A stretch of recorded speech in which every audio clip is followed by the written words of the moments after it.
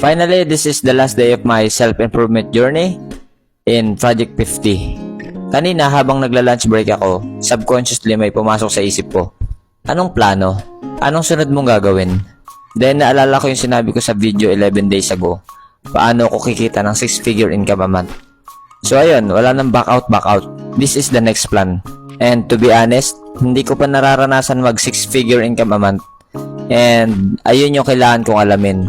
Skills na dapat kong aralin, habit na kailangan kong alisin, at budget na kailangan kong ayusin. Self-improvement is endless. Hanggat nabubuhay tayo, pwede tayong mag-improve pa sa sarili natin. And salamat nga pala sa mga sumubaybay mula nung una. This is not the end. This is just the beginning. Last week may napanood akong video sa TikTok kaso hindi ko na mahanap. Sabi niya dun, creating your brand is a long-term game. Branding, sales, and marketing are different. At ayun, di ko alam kung saan naabot yung journey na to pero tuloy lang. Naipaliwanag ko na sa last video which is day 49 yung mga natutunan ko dito sa Project 50. So that's it for today. I'll see you in the next video.